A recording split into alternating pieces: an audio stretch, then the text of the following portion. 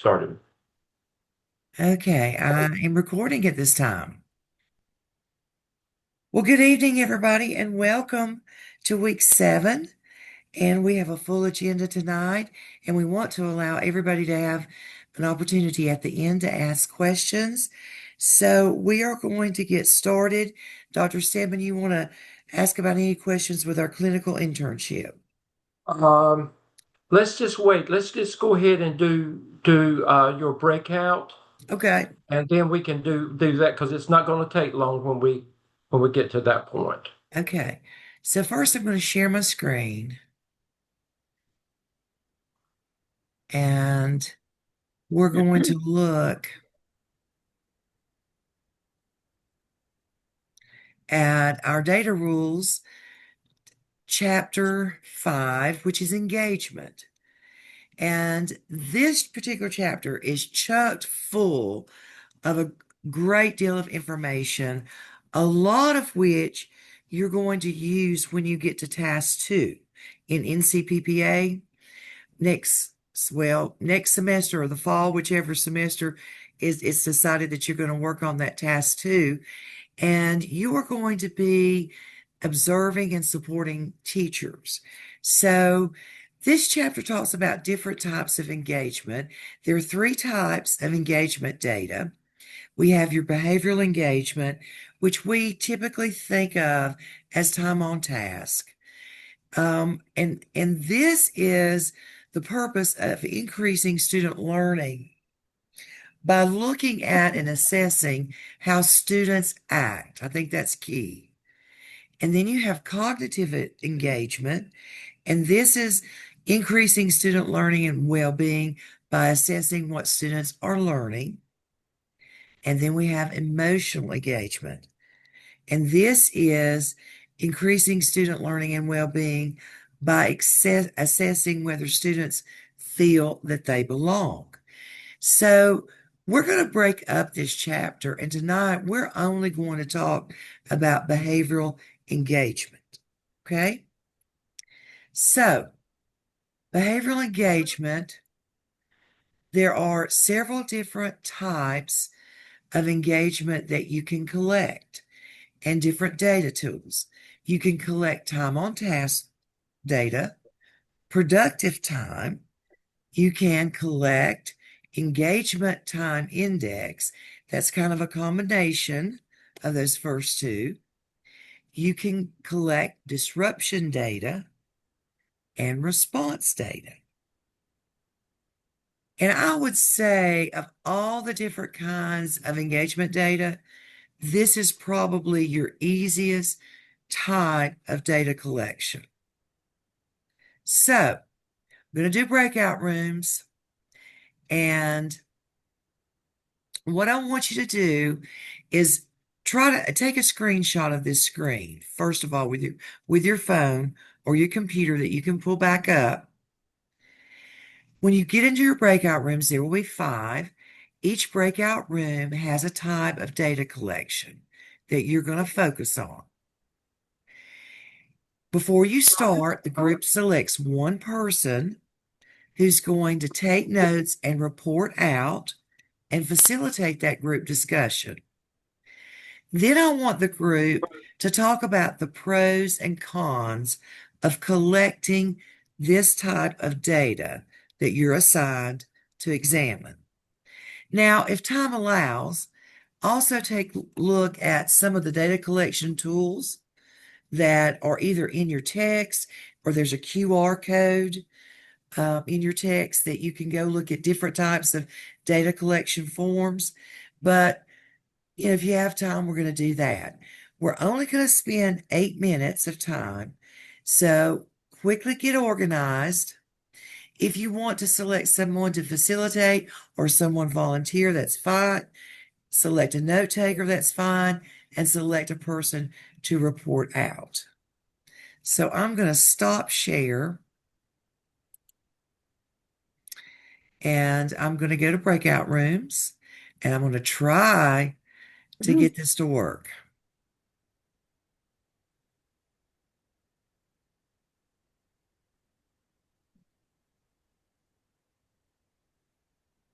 Again, there are 5 rooms. I think all of them assigned.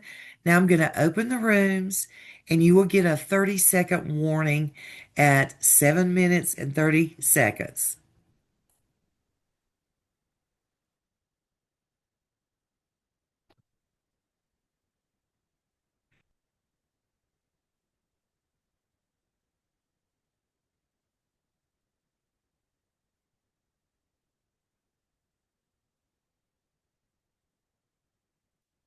So, Danny, on our recording, they can hear what we talk about while they're in breakout rooms.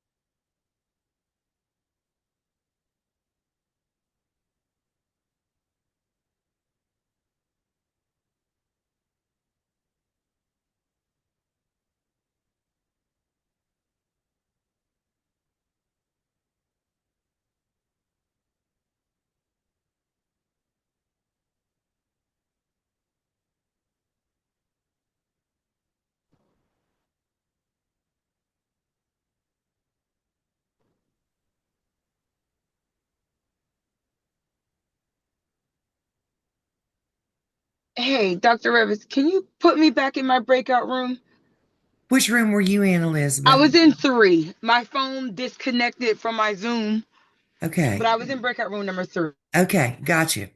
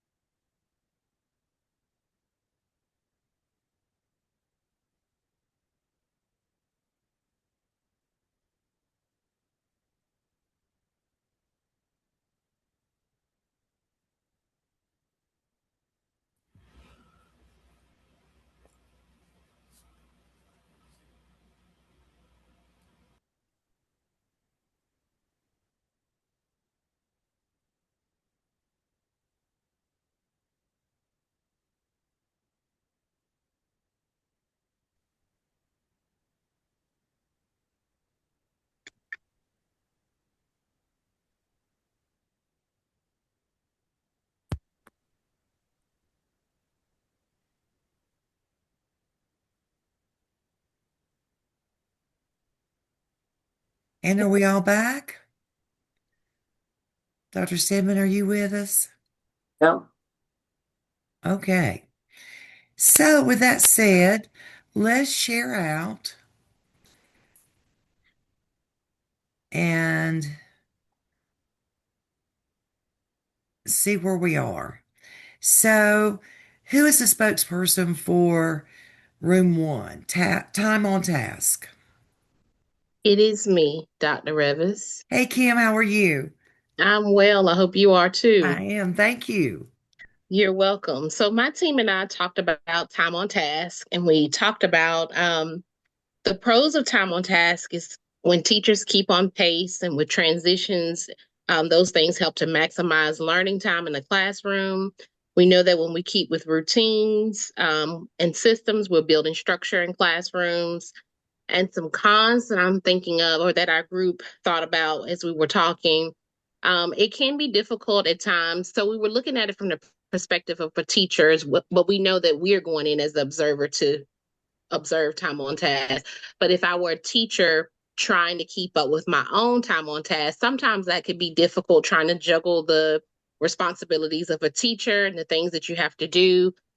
Keep students safe, making sure they're on task to actually do it yourself. But as the observer, as a leader or a principal, sometimes you can come in to observe time on task and you may have missed portions of the lesson. So it just depends on like the portion of the time you're coming into the classroom to observe to make sure you're getting the full picture of how much time is being spent on different portions of the lesson, if students are engaged, and those different things. So that was our discussion. Okay. Did you have time to look at any data collection forms?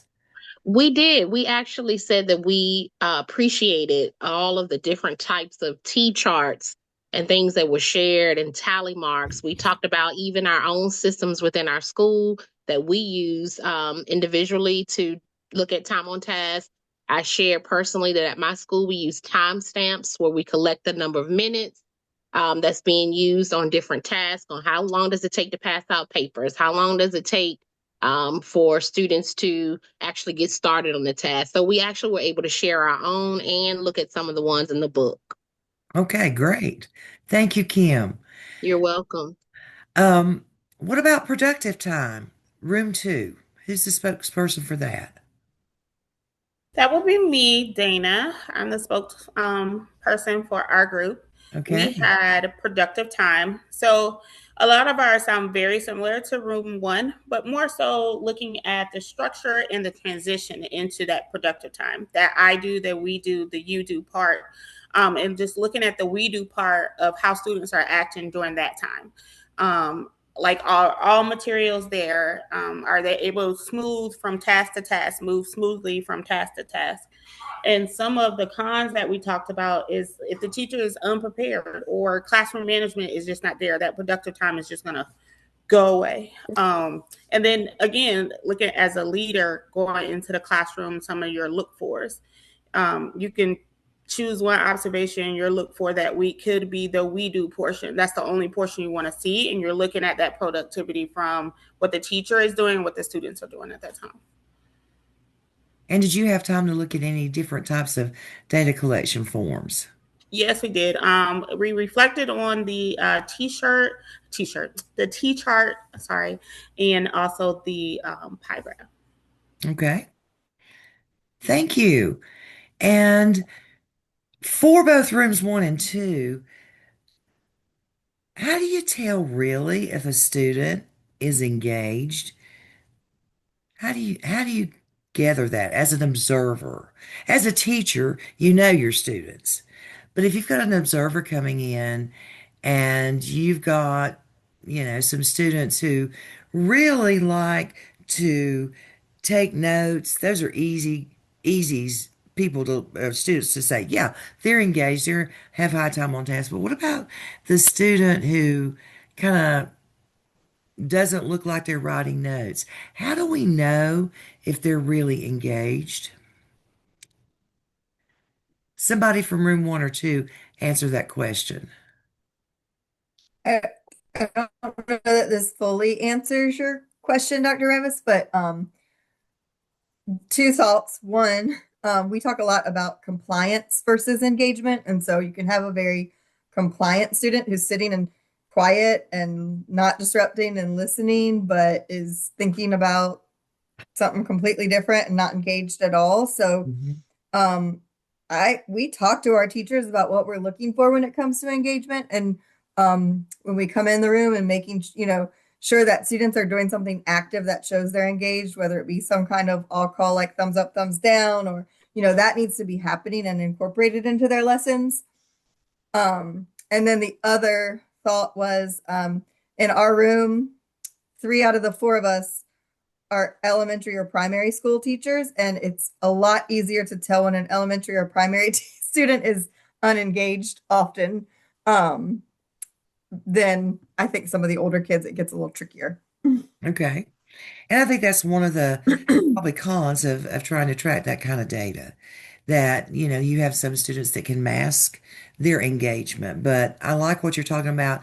And I'm so excited to hear that your school is talking about how to keep kids engaged with thumbs up, thumbs down, doing something to always keep them engaged and connected to the instruction.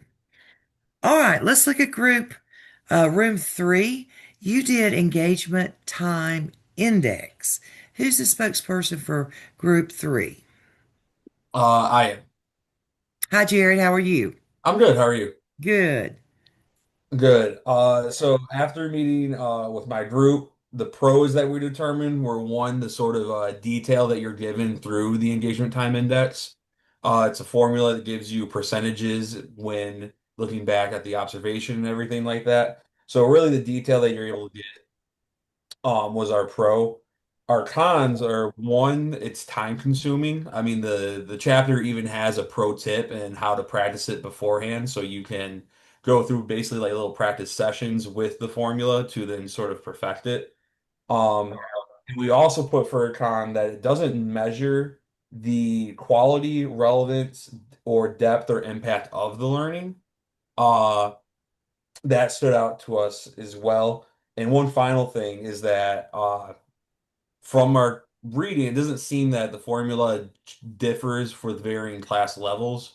So like for example, if someone has a honors or an AP class, the same formula seems to be used for someone who has a CP class. And that same formula, those are very different classes with like different very student populations and groups that maybe some alteration could go into those when they're teaching those different student populations. Okay, thank you. All right, group 4, disruptions. That's our group. Hi, Tasha. Hi, Dr. Rivers. We talked about some of the pros. You can really calculate from a teacher how much time is lost from instruction, and also the information that you can gather, like student data. You can collect that type of data as to the disruptions. The cons we talked about, it's just it could be extra work for a teacher, and also how the student misbehaved, how the student behaved during the observation. That's one of the cons to measure out during the disruption. But we looked at the T chart and we kind of talked about the PA's announcements and things like that. And we also talked about not only PA interruptions or announcements, because sometimes you can't control them, like if it's a lockdown drill or, they show up to the school to do that, or if they're testing, they have to make announcements saying, okay, we're going to begin, those things you have to do. But then there's the phone calls we talked about. If you don't call over the intercom, you're buzzed in the room. I need so-and-so for early dismissal, or I need so-and-so to come down for the testing, as one person stated. You're calling out 3 students to go down and take a test or something like that, the guidance counselors. But then there's also, too, the knocking on the door disruptions, The adult disruptions. Right. And a lot of times right now, this is what I see too when I go and observe disruptions to teacher on the phone. Like that phone is big. Teachers are, sometimes they'll say it's an emergency, but like that's a disruption too. So Exactly. They're a So there's lot. students disruptions, but there's also adult disruptions. Right. Very good point. Very good point. All right. And the last room, responses. Hey, so some of the pros that we talked about is that we felt like this is a relatively simple way. There's not a lot of prior planning that you have to do if you're going in to observe responses. And one of the pros is, and I think all of these had some sort of version of using a seating chart to gauge it. But so that's a pro too, because I feel like most teachers still, have a seating chart, print a seating chart. We also talked about a pro is that this is one of the ways that's very easy to video because you would just have the video on the students. You wouldn't have to be going back and forth from the students to the teacher and that kind of thing. You just want to see the student responses. And then a con that we talked about is falling back into old habits. Like if students aren't answering, the teacher just goes ahead and answers for them, or you continue to call on the same kids because the same kids are raising their hands. So that was one of the cons that we talked about as well. And were you able to look at any different forms? I think the only one was the seating chart. Yeah, it was just the seating chart, right. Putting the little pluses and things like that on the seating chart. Awesome. Okay, so again, I think you can see that this type of data, as Jared said, it doesn't look at the level of cognitive engagement, which we will talk about next week, but you have an assignment about this type of collecting data. And the reason we do this, and many of you mentioned that you are very comfortable and accustomed to going in and collecting data. As far as if I'm a teacher and I'm doing the instruction, I think it's really unfair to think that a teacher who's doing the instruction can be collecting behavioral data or any type of data. Need to have a partner come in and do that. So What we would like for you to do for next week, between now and next week, is choose a behavioral data collection tool, either from the pages in the book or from the QR codes, or you can even use something you are familiar with using in your school, and gather data from students in one classroom. And be prepared to share the summary of that data next week. Okay? So you got a little bit of an additional assignment for next week.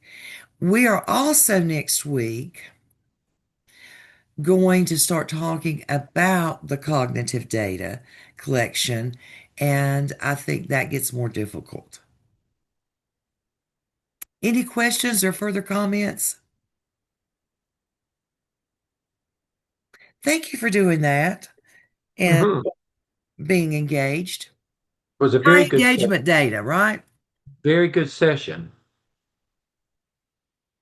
I enjoyed being with my group as well. I didn't realize it was going to assign you, Dr. Stam, until I saw That's you. all right. I enjoyed it. Okay. No.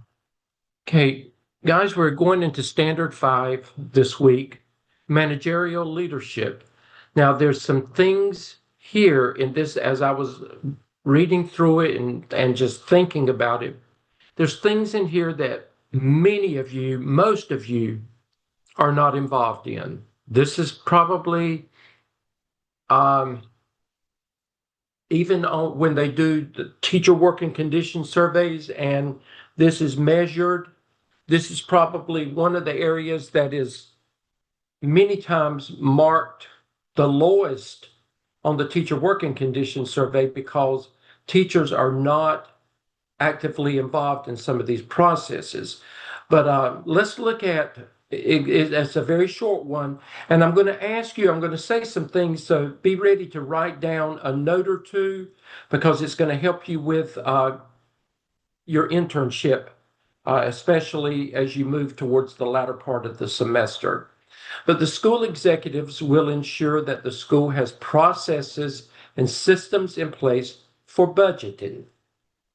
Budgeting, I bet many of you are not involved or know a whole lot about the budget in the school.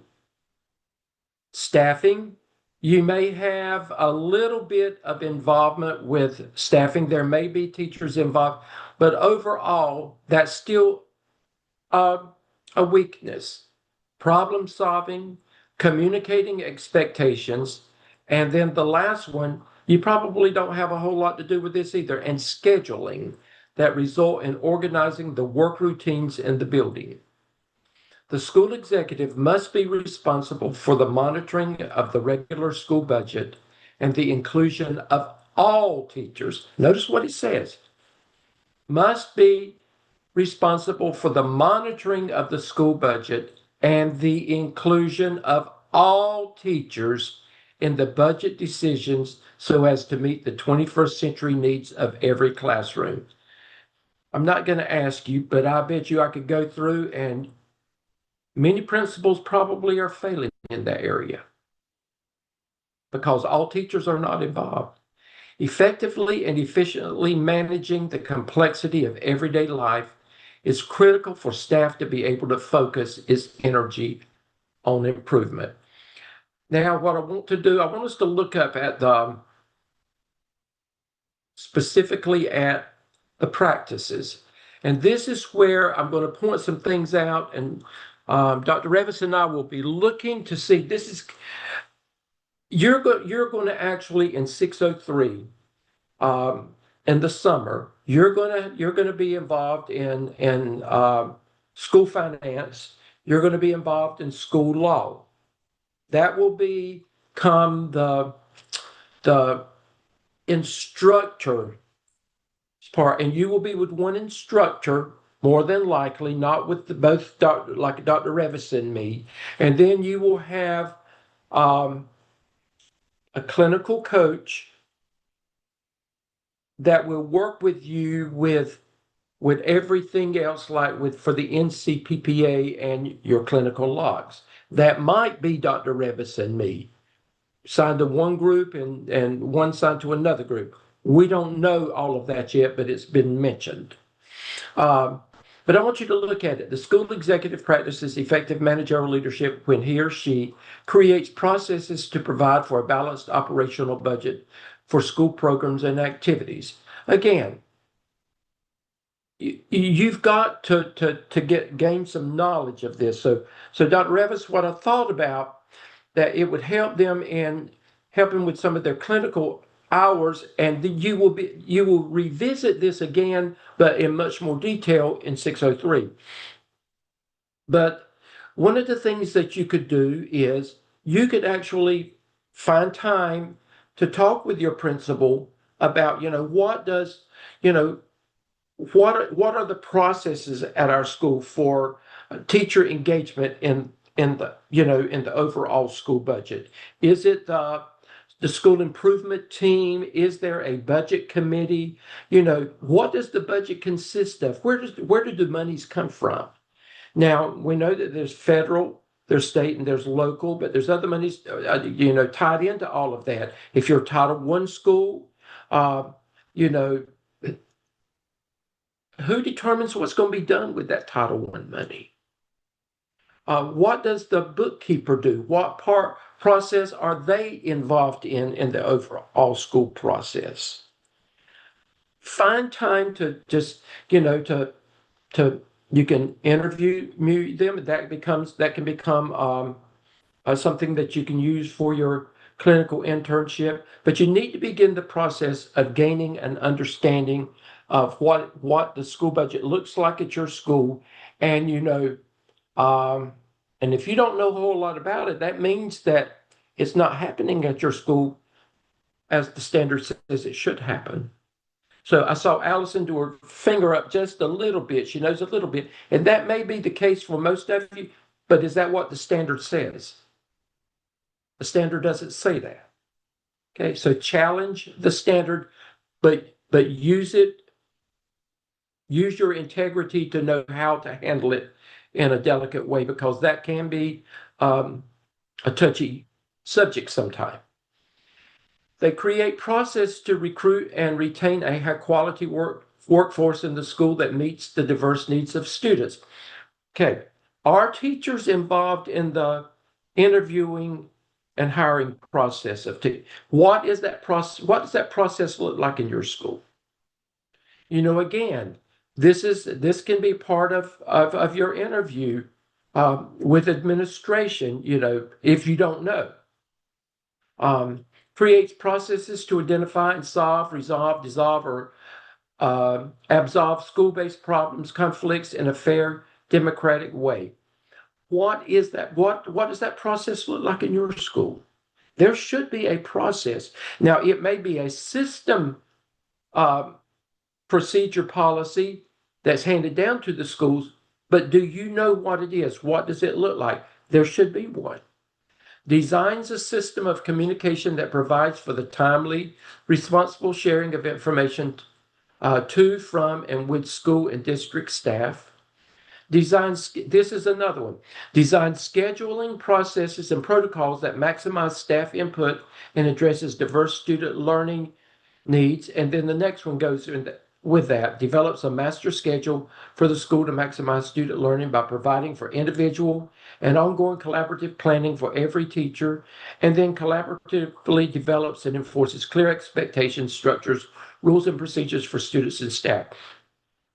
You're going to be required in 603 to report back to your instructor, unless it's changed, and I don't think it has, Dr. Revis, about being involved in the scheduling process. Well, guess what? They don't do it in the summer. They may make tweaks to it. This happens in the spring of the year.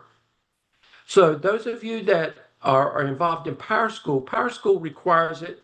It actually starts around March/April. So now's the time for all of you to say, go to your principal and say, I'd like to be involved as much as you will allow me in the scheduling process this year, so that I can have an understanding of what scheduling, if you're nothing but an observer, if that's all they allow you to do. But what does that look like? Who does it? It's not supposed to be just the principal and a guidance counselor. There should be a team of people.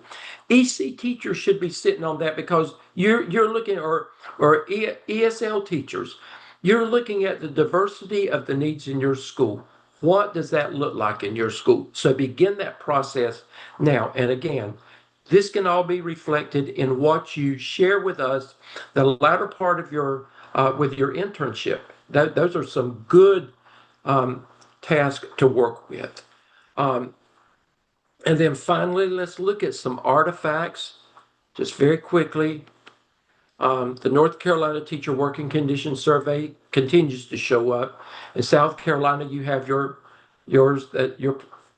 plan that's equal to that. School improvement plan, external reviews such as budget, copies of master schedules, procedures, and then communication of safety procedures and behavioral expectations throughout the school community. But this is packed with opportunities for you even this semester. Dr. Stedman, can I say something? Absolutely. I think a lot of times, folks, we hear so much about principals having to be the instructional leader, and yes, you have to be. But if you do not have systems and processes in place for the work of the school, you are never going to be able to maximize your instructional leadership, nor any of the other standards. You've got to have systems in place and processes in place for the way we do different things in your school. So don't overlook the importance of this. Okay. Do you have any questions or comments about this? Anybody? Okay. I would like to say something. Go ahead, Brooklyn. When you were speaking on, because in my school, like most teachers know very little, as you were saying.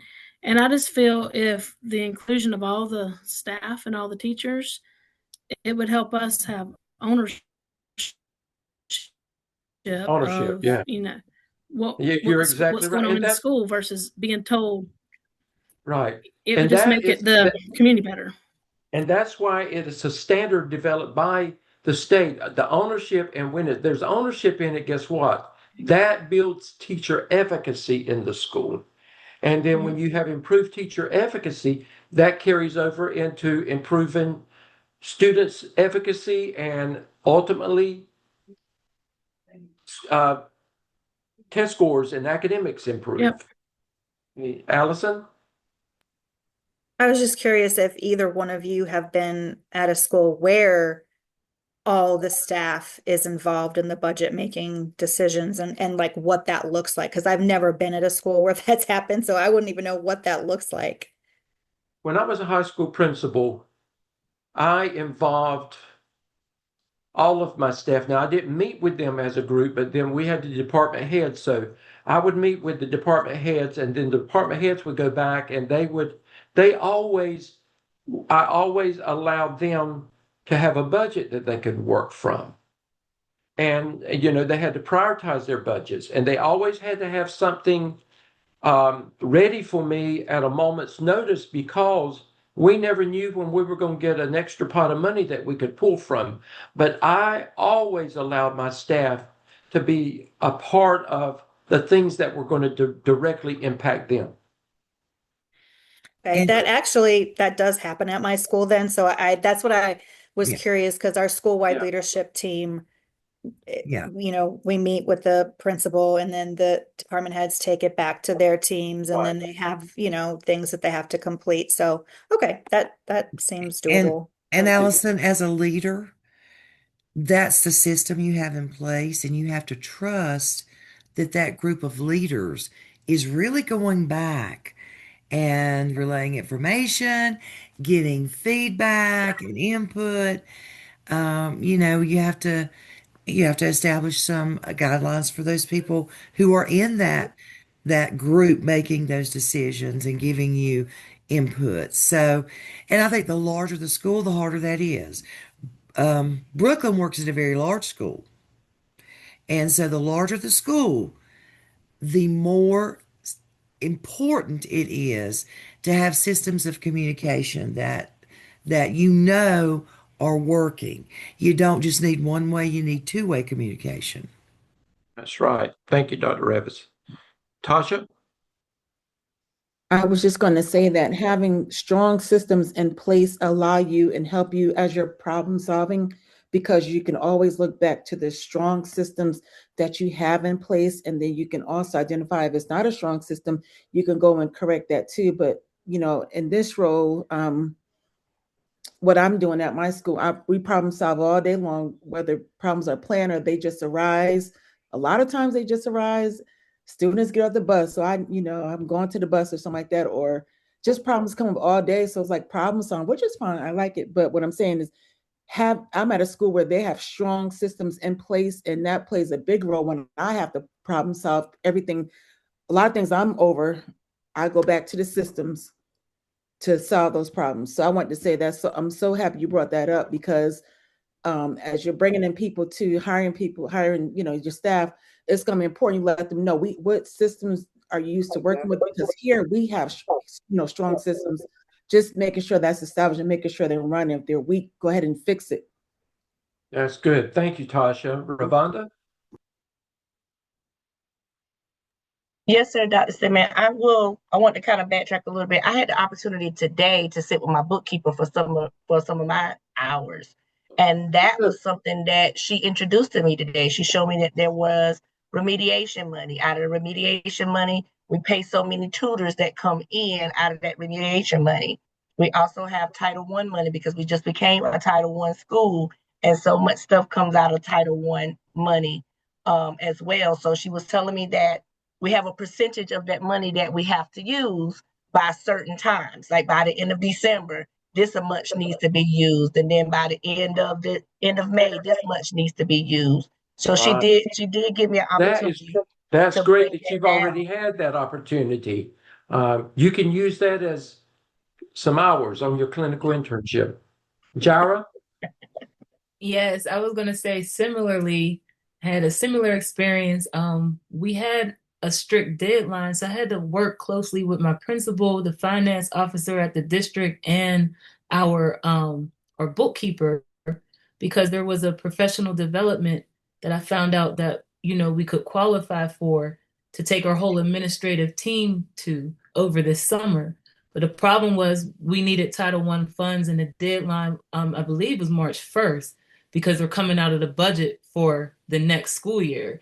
And so we had to just really work under the crunch. And it was like it was a very collaborative effort, because it involved so many forms and a lot of red tape to get those funds. But just going through that process showed me how much work it is, but also how much money could be available if you're aware of the timeline, so that you can tap into those resources. So those are already great learning experiences. Thank y'all so much for sharing that. We could go on and on, but we'll run out of time. But thank y'all for sharing. Again, this is a wide open area to get some experience beginning this semester. Next week, Standard 6, External Development Leadership. Okay? Be ready. Okay, I'm going to share my screen, Dr. Stedman. Go ahead. And I want us to pop into our NCPPA. Hold on just a second. Our NCPPA handbook. And if you could locate page 32, because we're going to talk about your artifact 1 that you are now ready to write and review.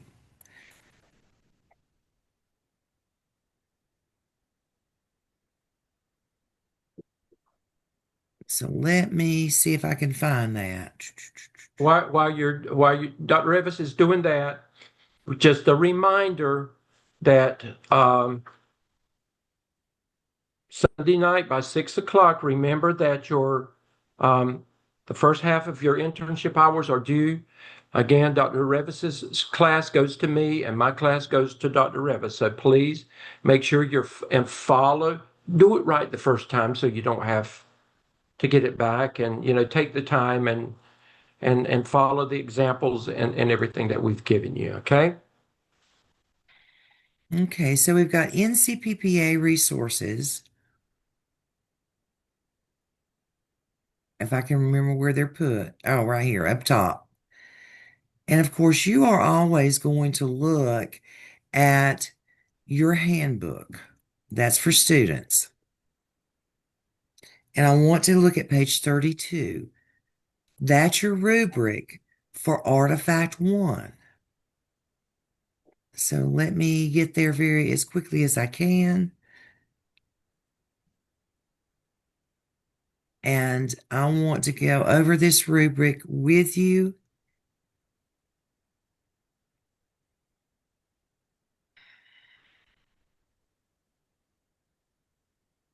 Okay.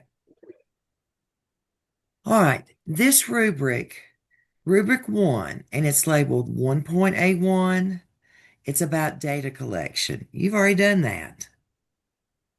1.A2, data analysis and priority definition. You've done that. 1.A.3, evaluation of existing policies, practices, and programs. And you've done that as well. And then you've got rubric 1B. And when you won't go there. That's Artifact 2. We are only staying on pages 32 and 33. Okay, that's your rubric, and you've already done this work. The hard part, however, is that you've got to condense what you have done in your assignments down to a specific page limit and word count. So let me stop share. And Dr. Stedman, if you would share the agenda and let's look at the checklist.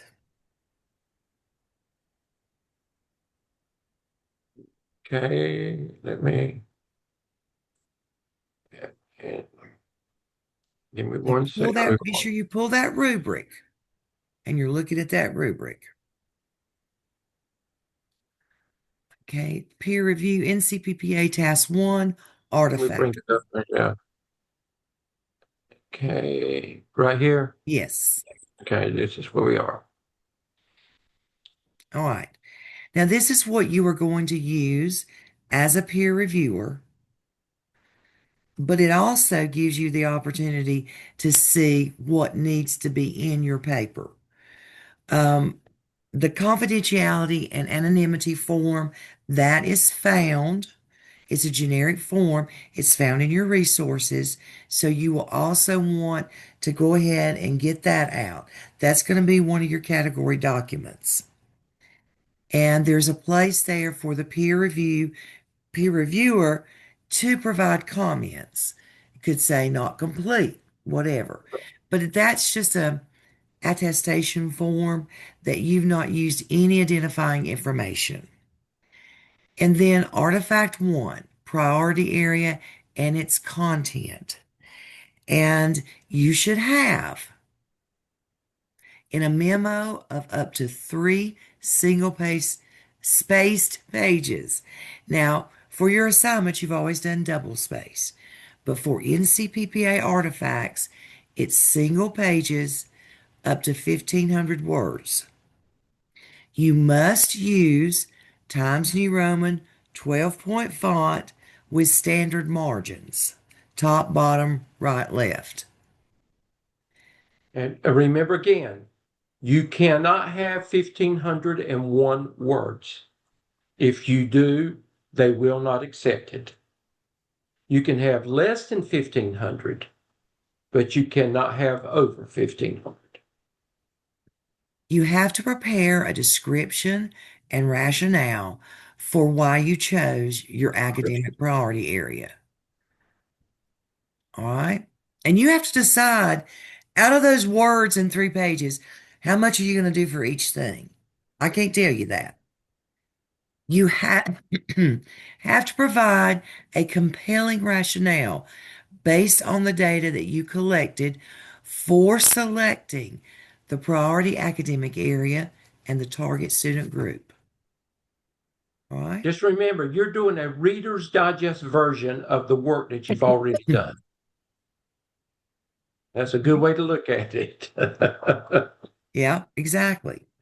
All right, let's move on.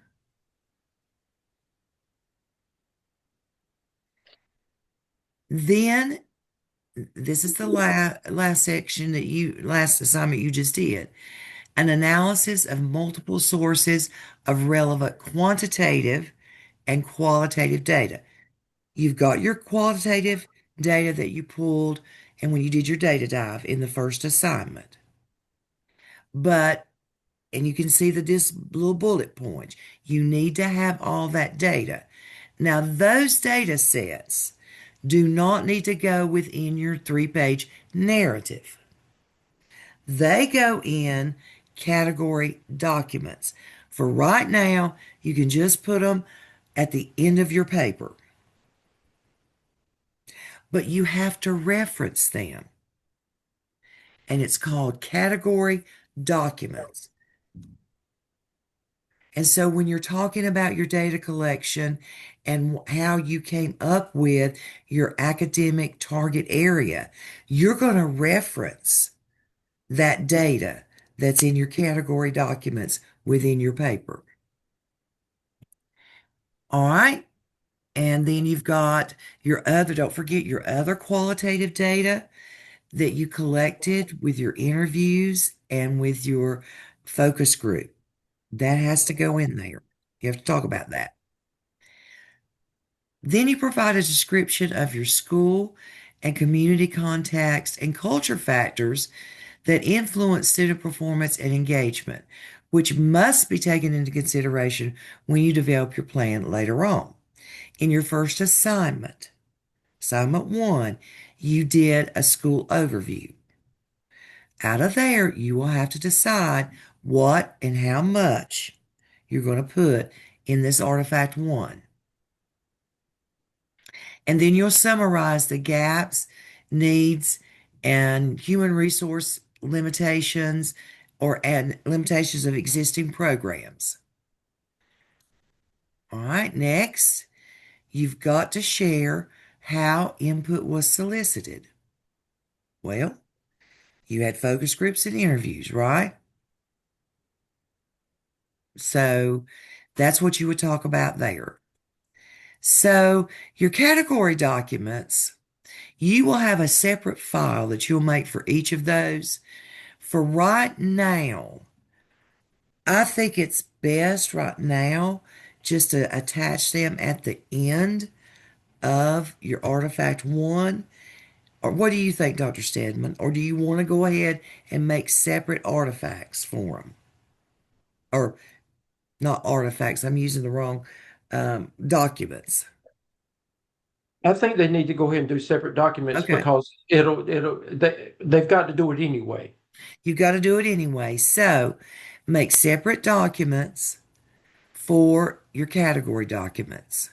And you're only going to use, can you scroll on up just a little bit to show all the category documents?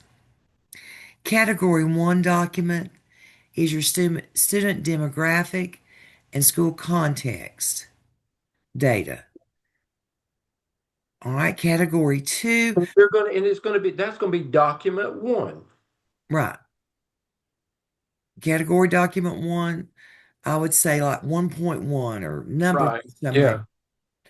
And you're really only going to look at adding category documents for category 1 and 4, those highlighted documents.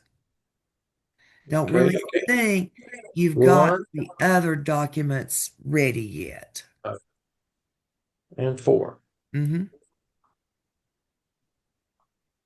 And again, the work you've done the work. You've Well, got you to do have go some back and you do have some category 5 documents because you will put in your survey and not your survey, your interview questions and your focus group questions. You can put those in as category 5 documents. Is there anything else on the end of that, Dr. Stedman? You want me to highlight that? Yeah, let's do it. Well, Yeah, highlight it. It'll highlight it for everybody. Okay. Is that all of the document? Okay. I put your rubric there and scroll on down. And I also put an example from the Massachusetts PAL handbook. Now, this person did a good job, but you're writing a letter to your principal. And you need to be creative with your own, I would think, your own subheadings, but it's pretty well go by that checklist and the rubric and make sure your work flows. You can't copy this, and it wouldn't be applicable anyway because they use different data sets, but you can get a feel for what they've done here and scroll all the way to the bottom. At some point, we hope to have some North Carolina documents, but we don't as of right now. right. I know in your minds already you're thinking this is overwhelming, but you've got to work through it. It's like eating that elephant one bite at a time instead of trying to eat the whole elephant at one time. That's what you're doing. And again, remember you've got Zoom teams now. I would highly recommend that all of you get together as a Zoom team and start picking this apart and looking at it and helping each other out. That's a good way to learn. Remember, Dr. Revis and I cannot read this work. We cannot read it. We have to ensure that you have done the work, and that comes from the peer review and the checklist. Your peers can read any of your work. Dr. Revis and I cannot read it. And at the bottom, there's, I think, the score gave some notes. There's the score. The score rationale. And those are notes from the score, actually, from Massachusetts. And so, I don't know how that's going to align with North Carolina, but I wanted to give you just an example of how this is put together. And it's different from your assignments because you're writing a narrative letter to your principal. And you are talking about your data dive. You're talking about your other data, the quantitative and qualitative data that you have done in those two assignments, and making your case for why you have selected that academic target area and the target student subgroup or group. Now, remember, when this is submitted to NCPPA, it's going to outside evaluators that your job is to convince the evaluators in the work that you do. Now, this is due. This is supposed to be due Sunday night. Dr. Stedman, do we want to adjust that time frame? Yes. Let's make it next Sunday night. So that would be March, what? Well, that means that they're going to have an assignment and their literature review and that at the same time, but that gives you, you're going to have to figure out the time to do it. That would be March the 8th, yes. Now, again, you're not turning this in to Dr. Stedman and me. We cannot see it. What you're turning in is your peer review document where you peer reviewed one of your teammates. But you have to complete the work to do your peer review. Yes. Okay, we got questions? Tommy? Yes. Okay. Tommy? Okay. Go ahead. Yes. I just want to make sure I'm on the right path here.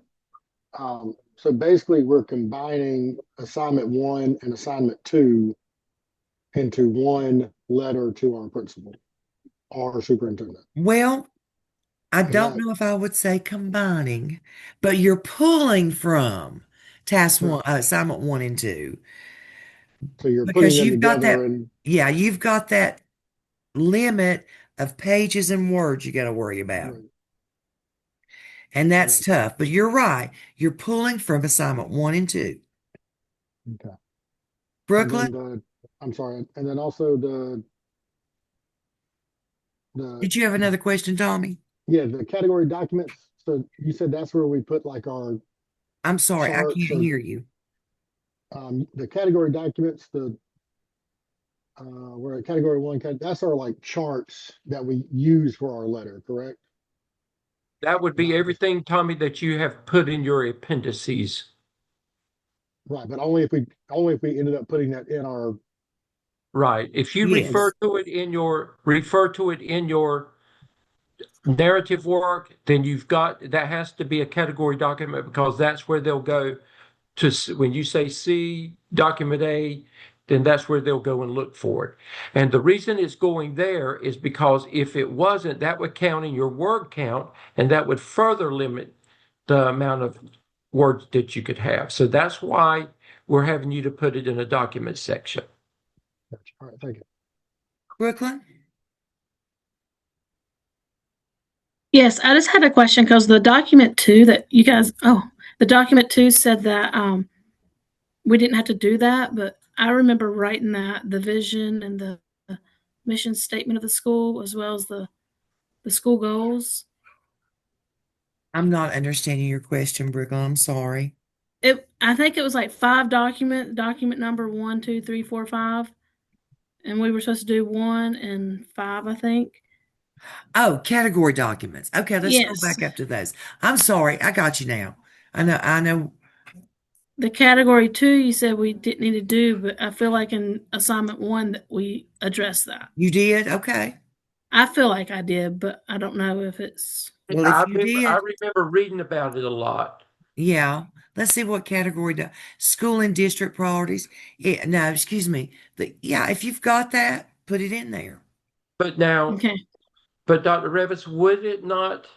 They would have to have all of it and the school improvement plan. Would they not just hold it and wait if they don't have it all? If you talked about your school's vision and mission, and you probably did in the introduction a little bit, you can go ahead and create those category documents. Okay, gotcha. But, okay. Yeah, I don't want you to create your category document about your school improvement plan, because you're not going to pull your whole plan. Right. All Okay. right. We'll give you more directions on that. All right. Okay. Thank you. Allison? So when we write our letter, how do we get it to the people on our team to review? And are they reviewing it before we meet, and do the recording and upload that to YouTube? Is my biggest question. You go to discussion board, Okay. and that's how you work under discussion board and Blackboard with your whoever you're working with. But then you have to actually end up whoever you're reviewing. You'll send it to them through discussion board, but you'll send it to me through the assignment Dropbox. The assignment Dropbox. Did we create discussion boards, Dr. Stebbins, for that? There's a discussion, but no, they can go create a thread of their own anytime. Yes. Yeah. Okay. You create your own discussion board. Okay. Okay. But all we're submitting to you is the review for the checklist. Okay. This Is that a separate from what you're showing? No, that's it. That's this. Okay. Mm-hmm. And when you complete this, whoever you review, they'll get this, but then Dr. Revis and I, whoever you send it to, will get this as well. And we want it thorough. Yes. Don't You're say going to get things a like good job. you're going to get a good you're going to get a solid grade on this. So, and We we're want pretty to see, strict on this. yeah, we want to see formative feedback. You only have to peer review one team, one paper, but you all have to decide who's going to do who.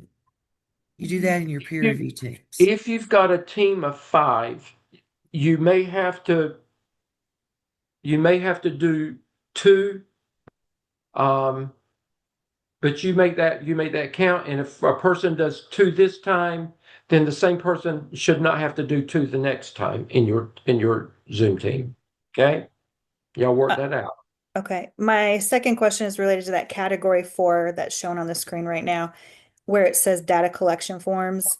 I think the only thing that I can think of that I would be able to put there is the interview questions, the 2 sets. Or am I missing something No, else that's that we all you should have have right done? now. You Okay. will have some more, but for right now, that's the only thing you have. Okay. And Okay. are we like labeling? So we're just putting like document. I would What would this label be? it as for all my category 2 documents, I would put 2.A or 2.1, 2.2, whatever, however you want to do it. But yeah, you'll need to label them differently. And do we need to put any context, or we just put those questions? You can put a sentence or 2 describing what it is. Okay. I And think that's all my questions for now, but I'm and sure I'll think of more. you would at least say with the questions that they were approved by The the university. university. Mm-hmm. Okay. Elizabeth? Okay, so I think I'm confusing myself or overthinking it. Okay. So this task right here, we are only filling out this document for the person that we're reviewing. Yes. But Okay, this but the document, writing Elizabeth, part is what we're doing. right. You're writing, Regardless. everybody has to write their own letter to their principal, proving their point about the things we talked about here. That we cannot grade, that we cannot see. You share that with a peer review teammate, and you're going to turn in this checklist form. Okay? Based upon their list, right? Based upon what our person wrote, not what we have. That's right. Okay. Yeah, Okay. that's right. Okay. We want to see good feedback. Right. And Elizabeth, I'm looking at you now, and I'm looking at Amanda. Let's say that the 2 of you are peer reviewing each other's papers or work. You're going to send work in advance, but then the 2 of you probably are going to Zoom with each other to go over some things as well. You're going to collaborate with each other. And Amanda's going to look at Elizabeth's work, and she's going to say, Elizabeth, I need you to show me this. Show me this, just like Dr. Revis and I would do it. And then Elizabeth, you're going to do the same thing. You're going to say, Amanda, I need to see this. And you're going to validate that they've done it. And if it's not what you, now, when you review Amanda's paper, it's her decision whether she chooses to take your feedback or not. That's left up to her. But at the end of the day, Amanda's still got to submit that work to NCPPA based on what the guidelines are for it. This is a check and balance, looking at each other. And guys, we're not going to submit to NCPPA for a while. So once you polish this, then you keep it in a couple places and save it until it's time to start uploading. But this assignment 1 and 2 are real fresh on your memories, on your minds. And if we wait till the end of the semester, you're going to have to rethink all that. And we think it's easier to go ahead and do it now. Mm-hmm. Amanda? Sorry, my voice is. So the category document, so will we wind up with the letter as a document and then each category is its own document. So No. we would have 6 No. total. The letter is not a document. The letter is artifact 1. Okay. Okay? But I mean, that has to be saved separate. Like Yes. they can't be a continuous. Your letter is one continuous. Your Okay. category documents are saved in a separate file for each one. Okay. But you have to reference those in your artifact, in your Okay. narrative work for the artifact. Okay. Amanda, I think I know what you're going to have artifact 1, and you're going to save it. You're going to have artifact 2, you're going to save it, right, Dr. Revis? Yes. Artifact 3, you're going to save it. Each of those things at the top are separate artifacts. The Okay. letter is an artifact by itself. Okay. And then the category documents are saved down separately. Okay. You make sense? Mm-hmm. Okay, good. Get you a naming system for your category documents so Okay. that you can keep up with them. Again, reference them within the narrative work of your letter so you can keep up with those. Okay. Because the Thank time we end, you're going to have many documents in these category documents. Okay. All right? Thank you. All right. Ravonda? Yes, ma'am, Dr. Rivers. So when we follow this checklist, when we're setting it up, you want us to set it up according to this exact checklist. That's how we're going to set it up, correct? Or Well, no? that's a suggestion. You don't have to follow that. Okay. But I would make some headings. It's always easier. And in the example that I gave you, there are headings. Okay. And I would, but again, Right. It's just easier. you're taking up space when you do that. When you put in a heading, you're taking up space. Okay. So I'm going to tell you what, our students last semester struggled with the page number and the number of words. They did. And remember, when you save these, go back and look. There's only certain files that you can save them as. Right. Make it. Daniel? Go ahead. Okay. I'm listening to you. Do we need a title page for each of the artifacts as No. well? I think I will struggle with this word count situation too. No, you do not No. need a title page. Okay. The other question is, because I like to begin with the end in mind. So this NCPPA handout artifact 1, is this at the end of the semester, the $150 thing that we're uploading into TaskStream? Yes. Okay. Yes. Okay. Yes. Thank you. And we're doing it now because you've just done the work for it in the assignments. Okay. It'll be ongoing, Danielle. It'll be ongoing. But Okay. It we makes just don't- perfect sense. And I appreciate the fact that you're taking the time to answer all of our questions. It's a lot, and I'm really gracious that you said that you can extend us till, I think you said March 8th. March Because 8th. if I'm honest with you, I'm still getting my lit review together with the 10 source. I mean, it's a lot. Yeah. And that assignment's due March 8th as well. Okay. But Thank you'd rather have both of them March 8th, or is that okay? Everybody? Yes. Or Yeah. I think that's better. Yeah, I do too. And the thing is, if you get your lit review done, don't rush through it, but go ahead and send it to us if you get your lit review done. Okay? Okay. Melanie? I was just trying to get in touch with my peer review team, and I'm not seeing where we can start our own discussion. I was able to reply to them on that introduce yourself, or am I missing something again? Sorry. You can go under discussion board and you can create a thread anytime. Okay.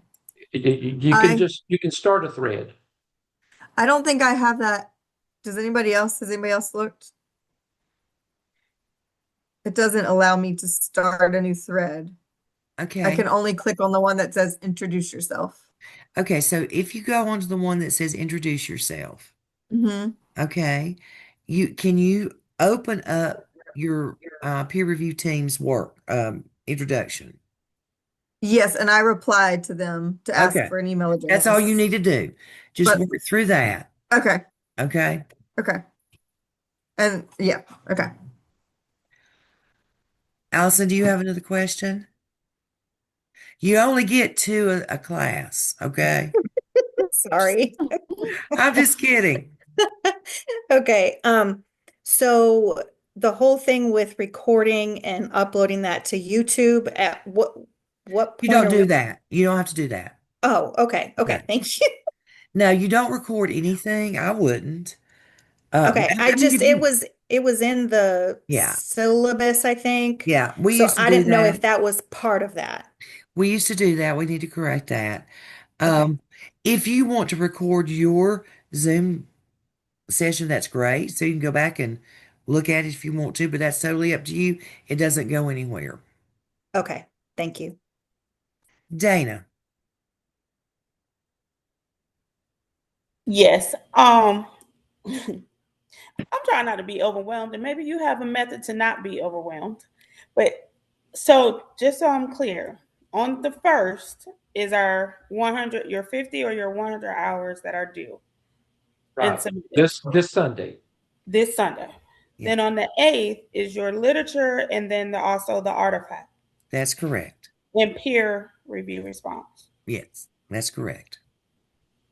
So you're going to have to get your artifact to your peer review teammate before the 8th, right? Right. Think You about can't that. You can't wait till the last minute. Yeah. So they have time to give you some thorough feedback. Amanda? I think I'm getting lost on the discussion to find the team.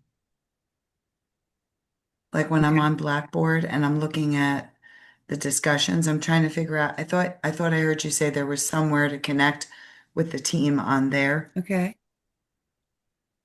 Okay, look at there. You see did you see on my screen? Yes. Okay. When you respond, introduce yourself. You can respond. You see there, I can go on and I go all the way down. Mm-hmm. I can reply to any of them. I can from that it's just a continuum. This is where you would start a new post. Okay, so I can reply directly to my teammates right in there. Yes. Exactly. Okay. All right, So got it. so all of you need to make sure that you make it a habit to begin looking at discussions, every day, and to see if there's something there for you. And you need to check your Gardner Webb email on a regular basis. Again, I think it's important that you teams decide on a time to Zoom, and you set some standards for your team. And so that you're not always trying to figure things out. There needs to be some standards with your team. Wouldn't you agree, Dr. Revis? I would, yeah. Jara? Okay, I'm sorry. I don't know if we were going to have time at the end, but I was just going to ask Dr. Stedman, you mentioned on my assignment 2 to turn it in after today's class. Was there something else that we were going to discuss? Yeah, we're just going to mention about Dr. Revis. We can go ahead and mention about the AI. Some of the AI is coming back very strong, and people's having to go back and to revisit their work again. So we're telling y'all to make sure that you've got every AI tool blocked on your computer, it's not on or whatever, and that you are doing your own work, because we're having some challenges coming in with the assignments. And guys, Microsoft Copilot, I don't know if you can disable that or not. As I'm typing an email, as I'm typing anything, it will come up and give me suggestions. Don't click on them. You've just got to not click on them. If you can disable it, disable it. I'm not figured out how to disable it. But if you come up with higher than a 20% AI, you're going to have to rewrite it. I'm sorry. Tommy, you have another question?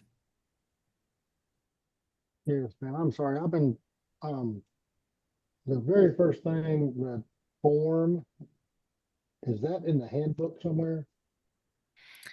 Tommy, I'm having a hard time hearing The you. confidentiality form.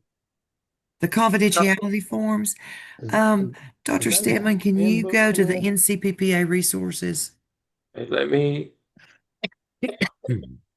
go back. Well, here I am again. I went out of it.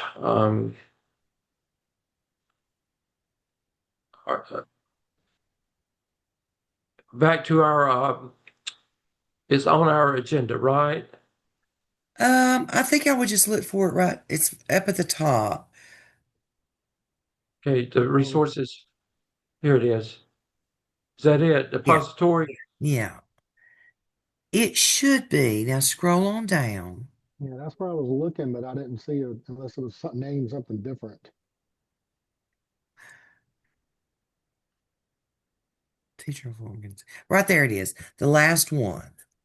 Okay, see, I don't have that. It's not showing in our class shell. Okay, let me write myself a note. That's probably why you couldn't find it. Yeah, man. I thought it would be there, and that's where I kept looking. And I kept looking through the handbook and just couldn't find it. So. I could just have it hidden or something. I bet it's not been made visible, Dr. Revis. I bet that's what it is. I'll go back and look into that, Tommy. Thank you for doing that. All right, guys. Let's talk about assignment 2 just very quickly. Overall, I was pleased with assignment 2. Some of you had some minor adjustments that you've had to do, and you've got until tomorrow to get those in. Some of you, I had about 6 that I sent on to turn it in. So, I mean, that's great. 6 perfect papers or almost perfect. You may have just a little something to do. And I said, go ahead and do that before you go to turn it in. Do not turn it in until we tell you to, because you've only got one chance at that.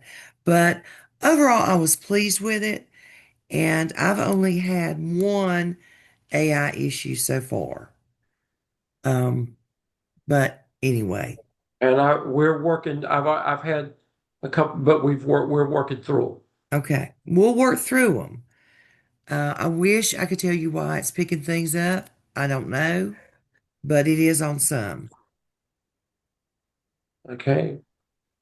Dr. Evan, and mine too. I've been working with my students, so they know everything came in, and If we don't revisions. email you back on turn it in and your report, it means it's fine. You will get an email if your similarity is too high or if your AI is too high. Okay? Okay, and I guess the last thing, Dr. Revis, is if you have any questions about assignment 3 that you're working on. Right. Any questions on assignment 3? Your lit review. And again, knowing that you've got 2 things due at one time, if I were you, my goal would be this week to get my lit review completed. I would get that completed so that you can focus completely on, your other work and not balancing 2 things at one time. That's what I would do. Somebody take the lead and set up a Zoom session with your team so that you can go ahead and begin helping each other in that area. And getting organized. Yes, getting organized. And ask each other questions. The other thing that I would say is I put another assignment on you about collecting that behavior engagement data. I think it's good practice and I want you to do it. But I know you've got a lot to do this week. but I would like you to try to do that. Okay. So if you're clear on what's what, then you can go ahead and sign off and we will stay on a few minutes longer. Okay. Guys, you got this. It's a lot, but you've got it. You'll do it. You'll do it. Anybody have any other questions as people are signing off? You've come too far now. Yeah, I know it's two things to have to focus on, but you can do it. Other groups have, and you can do it. You'll get through this. The other group was right where you were are tonight, but they did it and they did it well. Dr. Stedman, Uh-huh. I just had a really quick question about the upload. The last one I sent, did it do the same thing or was it good?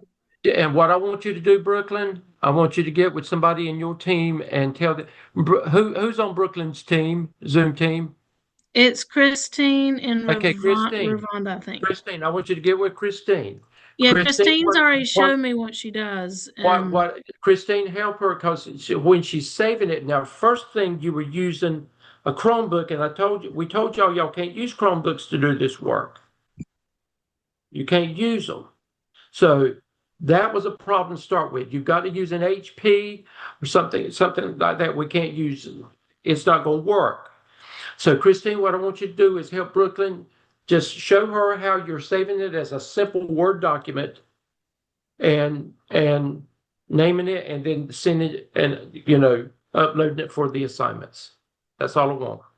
Because what's happening, I can download it, but then I don't know. She's got it's one of the most sophisticated editing things I've ever seen on it. And it takes me, what it's taken me is I'm having to work probably 30 minutes longer on just trying to figure out how to edit it, where with the Word document, I can just quickly put things to the side and highlight and put it to the side. So I just need Brooklyn to be able to do that. So will you help her with that, Christine?